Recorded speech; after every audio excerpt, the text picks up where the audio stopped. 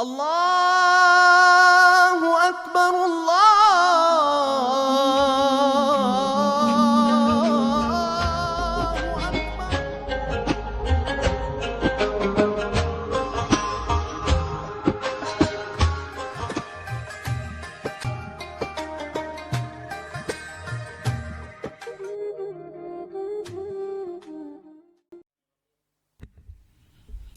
Assalamualaikum warahmatullahi wabarakatuh. Badan Kemakmuran Masjid Al-A'la, Gampung Cok Masjid, Lung Bata, Kota Banda Aceh mengumumkan kepada jamaah bahawa jumlah tabungan aman pada malam ke-6 Ramadan berjumlah Rp1.030.000, Rp1.030.000, sehingga total tabungan amal sejak malam pertama sampai malam ke-6 Ramadan adalah berjumlah Rp8.540.000, Rp8.540.000. Kemudian sembari beriktikaf, mari sejenak kita ikuti tausiah subuh kita yang pada kesempatan kali ini akan disampaikan oleh Dr. Tengku Menawar Ajalil MA.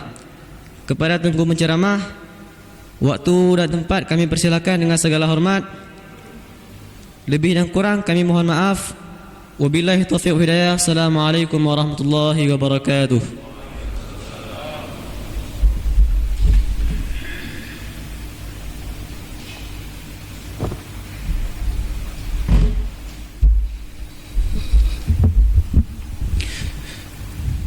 Assalamualaikum warahmatullahi wabarakatuh. Alhamdulillahi ala na'maih, wassalatu wassalamu ala al-mab'usi bi akmali risalatih, Sayyidina Muhammadin wa ala alihi wa ashabihi wa awliyaih. Ketua dan seluruh pengurus BKM Masjid yang saya muliakan, Bapak Ibu hadirin hadirat yang dirahmati Allah Subhanahu wa taala.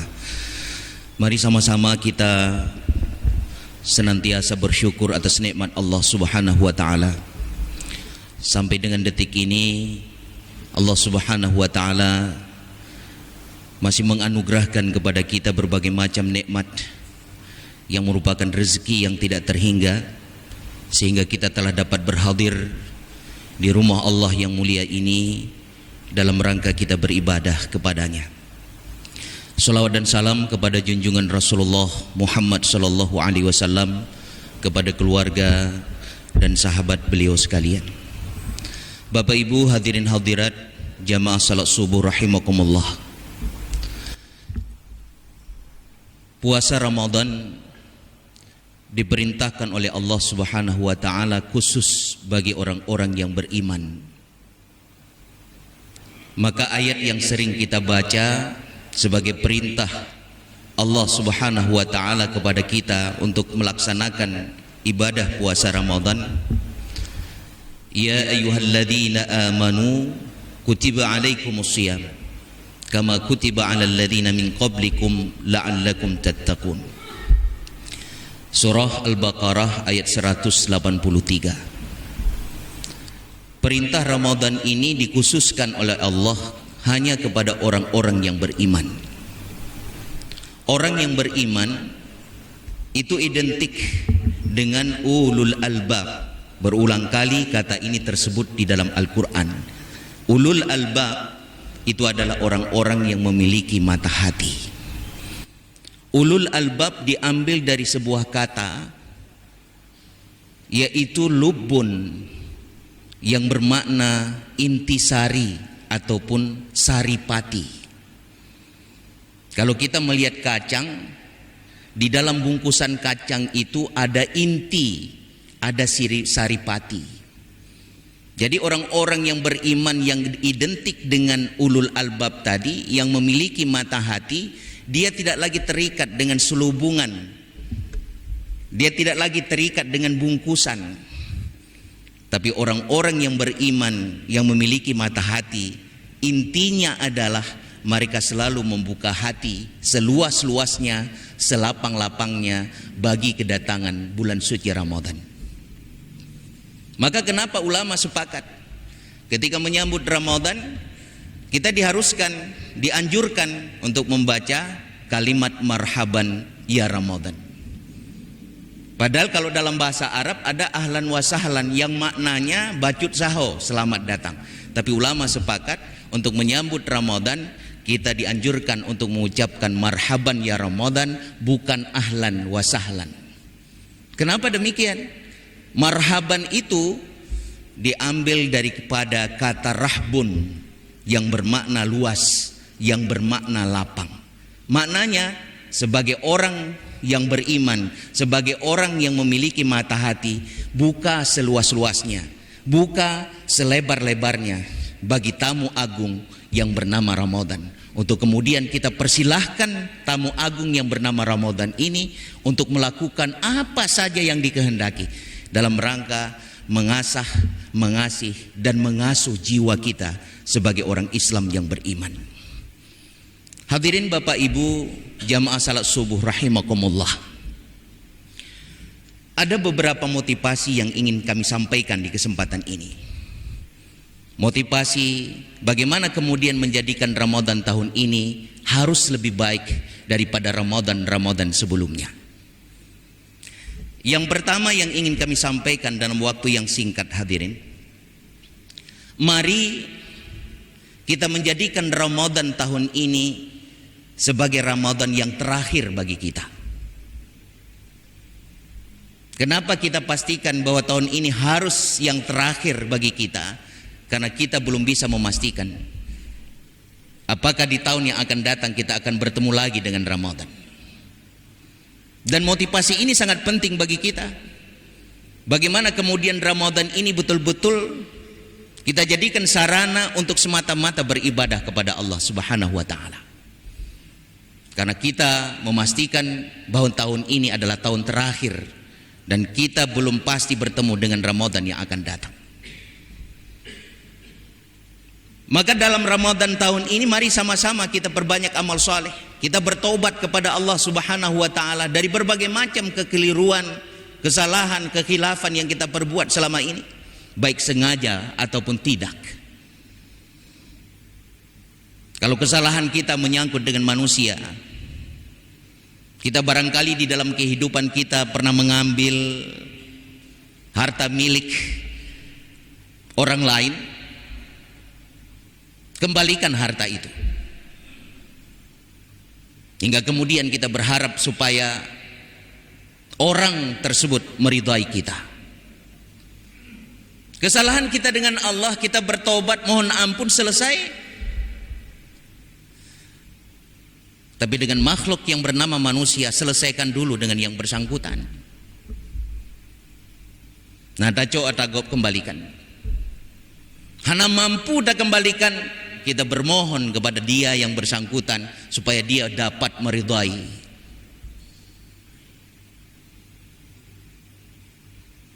Maka dosa kita dengan Allah Subhanahu wa taala satu jalur saja. Kita mohon ampun kepada Allah, memperbanyak amal soleh, insya Allah Allah Subhanahu wa taala akan mengampuni kita dari kesalahan yang pernah kita perbuat. Tapi kesalahan dengan manusia harus ditempuh lewat dua jalur. Kita mohon ampun kepada Allah, kemudian kita mendapatkan ridha dari yang bersangkutan. Kemudian yang kedua hadirin, mari kita tatap Ramadan ini dengan tatapan menggunakan mata hati. Maka orang-orang Islam yang beriman akan melihat Ramadan dengan mata hati, bukan dengan mata telanjang ini. Menyatakannya yang anak-anak gedanya haine berbeda Ramadan dengan bulan-bulan yang lain. Hai abu, hana beda abu, hana beda ayah. Bahkan hana beda karena mata uro di bulan Ramadan ditebit daripada ufuk timur, terbenam pula di ufuk barat. Sama lagi bulan-bulan yang lain, hana beda. Yang membedakan kita hanya menahan lapar dan dahaga saja, dan sesuatu yang membatalkan puasa. Itu yang membedakan. Kemudian menyegede di Aceh, bulan puasa tutup kedai kopi. Tajak Medan atau tajak Jakarta, mungkin tidak ada beda bulan Ramadan dengan bulan yang lain. Batanya na beda bacut kedai kopi dan warung tutup di bulan suci Ramadan. Ketika kita melihat Ramadan dengan mata telanjang ini, maka tidak ada perbedaan Ramadan dengan bulan-bulan yang lain. Tapi tatap Ramadan itu dengan mata hati, kita akan menemukan perbedaan. Yang paling utama adalah pengalaman spiritual kita. Maka dalam Ramadan kita menemukan ketenangan, hadirin. Kita menemukan ketentraman jiwa. Itulah yang dirasakan oleh orang-orang Islam yang beriman. La tarahul uyun, la tarahul ayan, la tarahul uyun bi syahadatil ayan. Jangan kamu melihat Ramadan itu dengan mata telanjang, walakin tarahul qulub bi haqaiqil iman. Tapi dapatkan Ramadan, tatap Ramadan itu dengan iman, dengan hati yang merupakan hakikat daripada iman.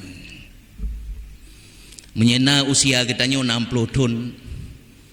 Masa balik mungkin kita lewati selama 12 tahun. Lebih kurang 48 tahun kita berpengalaman dengan Ramadan. 48 tahun katungku bersama Ramadan. Kita lewati. Nyan saban lagi urang ka sering jak ke di Mekah. Titik tahun gejak wajib, titik tahun gejak umrah gekalan Ka'bah. Bangunan bujur sangkar 4 persegi barangkali sama seperti dia melihat Twin Tower di Kuala Lumpur. Kalau dia melihat Ka'bah di Mekah Al-Mukarramah itu dengan tatapan mata ini. Tapi ketika dia menatap akan Ka'bah di Masjidil Haram dengan tatapan spiritual, tatapan mata hatinya, dia akan menemukan pengalaman spiritual. Maka orang Islam yang beriman selalu menatap dengan hati mereka. Maka kehidupan kita hadirin yang berbahagia, kalau kita melihat sesuatu dengan mata ini, sesuatu itu sering menipu kita. Kita melihat tongkat yang lurus akan nampak bengkok di dalam sungai. Kita melihat dari kejauhan misalnya, bintang-bintang yang gemerlap itu yang ada di langit kelihatan begitu kecil sekali. Tapi dalam sebuah ilmu astronomi ternyata bintang yang kita tatap itu kecil, ada yang lebih besar daripada bumi, ada yang lebih besar daripada bulan. Subhanallah. Maka orang Islam yang beriman itu yakin dengan Allah Subhanahu wa ta'ala. Hadirin yang berbahagia, kemudian yang ketiga, motivasi dan semangat ataupun spirit kita di bulan Ramadan tahun ini. Mari kita jadikan setiap detik di bulan suci Ramadan ini sebagai ibadah kita kepada Allah. Jangan sia-siakan sedetik pun di dalam Ramadan kecuali hanya beribadah kepada Allah Subhanahu wa ta'ala. Jangan sia-siakan waktu itu. Pernah kita tanyakan kepada beberapa jamaah, dalam waktu 24 jam Allah berikan waktu kepada kita masa sehari semalam, berapa jam yang Anda gunakan untuk beribadah? Jawabannya berbeda-beda, tanggapannya pun beragam. Saya beribadah Ustadz 1 jam saja, 1 hari semalam. Ada yang mengatakan 2 jam, ada yang mengatakan cuma setengah jam. Dalam pahaman mereka barangkali ibadah itu cuma sholat saja, ibadah itu hanya baca Quran saja, ibadah itu hanya zikir saja. Dan itu jawaban ataupun tanggapan yang keliru sekali. Kita kalkulasi secara matematik hadirin, dan kita ini mengulang kaji dan kita melakukan evaluasi. Katakanlah Allah Subhanahu wa ta'ala memberikan umur kepada kita 60 tahun. Kalau ibadah sehari semalam kita melakukannya hanya 1 jam saja, Allah berikan waktu kepada kita 24 jam. 60/24 artinya cuma 2,5 tahun saja kita beribadah kepada Allah. 2,5 tahun tunggu kita beribadah. Menyelam kenira katanya cuma 3 jam ibadah dalam 24 jam sihuro semalam. 2,5 tahun saja kita beribadah kepada Allah. 57 tahun setengah tu usia kita sia-sia belaka. Yang contoh lu tuan pegah. Tidur kita kebiasaan di bulan suci Ramadan. Anemiat kitanya seharian kadang-kadang tidur. Ada di antara pemuda kita tidur terus seharian. Tetatanya yang pakannya kan ibadah tungku. Kan ibadah lagi nyan dalam bulan suci Ramadan tidur seharian. Tidur kita hanya sekedar untuk mengumpulkan tenaga kembali untuk kemudian kita lanjutkan ibadah, bukan tidur seharian yang menjadi ibadah. Teori kesehatan menjelaskan tidur yang baik itu lebih kurang sepertiga waktu, artinya 8 jam sehari semalam. 8 jam dari 24 jam itu adalah sepertiga sehari semalam. Bayangkan usia 60 tahun Allah berikan kepada kita misalnya, tidak kita gunakan tidur itu sebagai ibadah. Menyegetannya kalkulasi secara matematik, 20 tahun dari usia 60 tahun itu Allah berikan kepada kita hanya untuk tidur, hadirin. Menyenam ploton kebeli Allah, 20 tahun taeh dalam kehidupan. Bayangkan kalau 20 tahun untuk tidur kita tidak jadikan sebagai ibadah kepada Allah. Kemudian contoh yang lain lun pegah. Dalam kebiasaan yang kita lakukan di dalam kehidupan. Di meja makan misalnya. Rata-rata daripada kita di meja makan sehari semalam itu 30 menit. Baik itu di bulan suci Ramadan ataupun di bulan-bulan yang lain. Bayangkan hadirin, usia 60 tahun tidak kita jadikan meja makan itu sebagai ibadah kepada Allah. Menyerta kalkulasi secara matematik, lebih kurang 5 tahun usia kita sia-sia, tidak kita jadikan 5 tahun di meja makan itu sebagai ibadah kepada Allah. Maka hadirin yang berbahagia, kaki ini tidak akan melangkah nanti di hari kiamat sebelum Allah Subhanahu wa taala menanyakan 4 perkara utama, dan ini setiap hamba dipastikan harus menjawab soalan ini secara tuntas di hadapan Allah Subhanahu wa taala, baru kemudian kaki ini akan melangkah ke tahap perjalanan berikutnya. Menyahana tedang di padang mahsyar katanya. Hanjit aja. Maka gepegah le Nabi napet boh pertanyaan. Dan kita sebagai hamba harus menjawab secara tuntas 4 pertanyaan ini sebelum kaki ini melangkah ke perjalanan berikutnya. Salah satu yang paling utama hadirin, kemana umur kita habiskan di dalam kehidupan.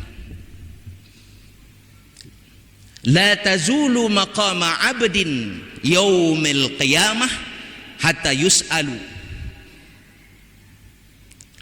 an umurihi fima afnah. Itu salah satu pertanyaan yang diajukan Allah Subhanahu wa taala. Menyemampu kita jawab, kaki ini akan melangkah untuk tahap perjalanan berikutnya. Tidak akan bergeser kata Nabi. Kaki seorang hamba di hari kiamat nanti, sehingga Allah menanyakan umur yang telah diberikan kamu habiskan kemana. Maka jangan sesekali di antara kita untuk tidak memanfaatkan waktu di bulan suci Ramadan. Jadikan seluruh detik dalam ibadah dalam Ramadan ini sebagai ibadah kepada Allah Subhanahu wa taala. Mangkiban kaidah. Gepegah le ulama sabau kaidah.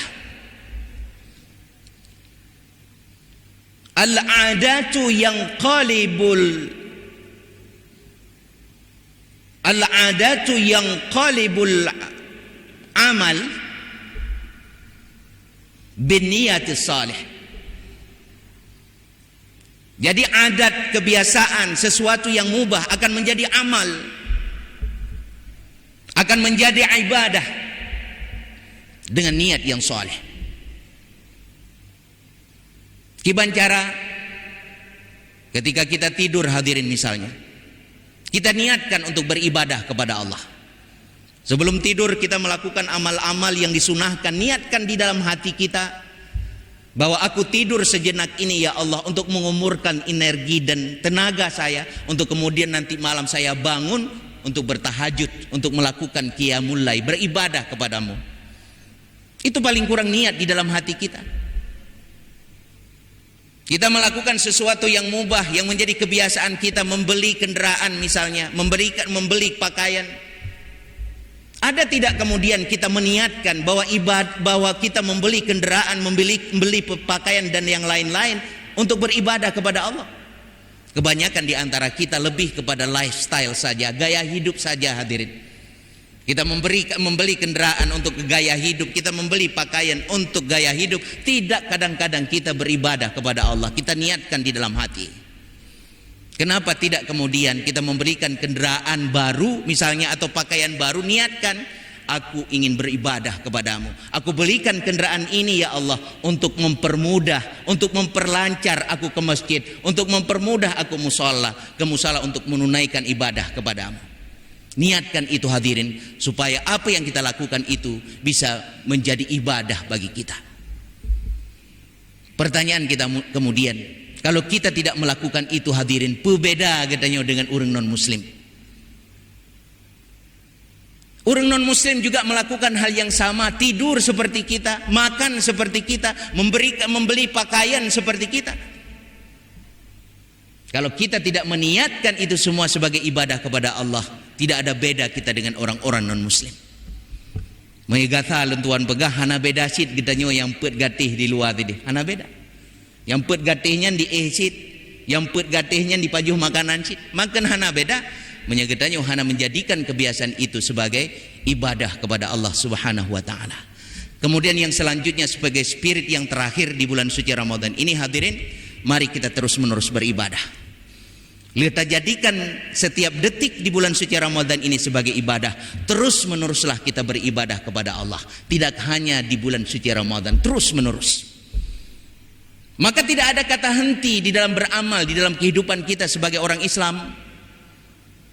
Maka menyatakannya yang anak-anak muda katanya yang gigih ketika mereka bekerja. Kenapa engkau begitu semangat, gigih sekali dalam bekerja?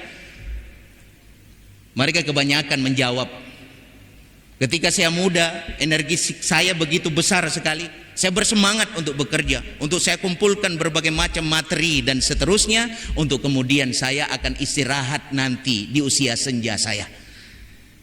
Manakala dalam kenyataan kan menan anu muda katanya luar biasa. Rata-rata katanya menancit sebagai pegawai negeri. Sebelum pensiun begitu luar biasa. Ketika kita tanyakan, watelun ke pensiun lun santai-santai hingga. Hana istilah santai di dalam Islam untuk berkarya dan beramal. Tidak ada pensiun di dalam kamus Islam. Semakin tua kita semakin harus banyak berkarya dan beramal. Sampai dengan ajalin musamma, ketika ajal ditentukan oleh Allah. Ketika waktu telah ditentukan oleh Allah Subhanahu wa taala, yaitu ajal menjemput kita. Di saat itu kita berhenti beramal. Tak kala Nabi hadirin hijrah ke kota Madinah, usia beliau 53 tahun. Usia 53 tahun itu bukan usia yang muda. Usia 53 tahun itu bukan usia yang apa dengan semangat yang luar biasa. Usia beliau begitu tua di saat itu, ditambah dengan tugas beliau di Madinah, di samping dakwah ada tugas politik. Semakin banyak beban dan tugas yang beliau emban di dalam tugas beliau sebagai nabi dan rasul. Begitu pula yang dicontohkan oleh sahabat-sahabat besar beliau. Semakin tua umur mereka, semakin senja usia mereka, semakin banyak amal yang mereka perbuat, semakin banyak karya yang mereka persembahkan di dalam kehidupan mereka. Maka sekali lagi, tidak ada kata henti di dalam amal kita sebagai muslim. Tidak ada istilah pensiun di dalam kehidupan kita. Kita mengambil contoh saja hadirin yang berbahagia. Kita sebutkan saya seorang sahabat yang hidup di setiap zaman, Abu Ayyub Al-Ansari. Abu Ayyub Al-Ansari tercatat di dalam sejarah, beliau meninggal dunia syahid di usia mencapai 90 tahun. Beliau hidup masa Rasulullah, beliau hidup masa Khulafaur Rasyidin, beliau hidup pada masa Khalifah Bani Umayyah, dan beliau mengikuti perang demi perang, dan terakhir beliau syahid ketika mengikuti peperangan untuk menaklukkan Konstantinopel. Beliau syahid di sana. Usia beliau tidak muda lagi, hampir mencapai 90 tahun. Tapi akhirnya beliau syahid di medan perang. Itu yang kita harapkan hadirin. Abu Ayyub Al-Ansari, itulah yang beliau harapkan. hidup di setiap zaman. Beliau meninggal di medan perang, syahid di jalan Allah, dan itulah harapan beliau semasa hidup. Maka itu harapan kita hadirin, dengan terus menerus kita beribadah dengan satu cita-cita kita tidak lain, kita berakhiri hidup ini dengan husnul khatimah. Kita berlindung kepada Allah Subhanahu wa taala. Jangan Allah akhirkan hidup kita dengan su'ul khatimah. Demikianlah yang dapat saya sampaikan. Mudah-mudahan spirit Ramadan ini menjadikan Ramadan tahun ini lebih baik daripada Ramadan tahun-tahun sebelumnya, insyaallah. Hadanallahu wa yakum ajmain. Assalamualaikum warahmatullahi wabarakatuh.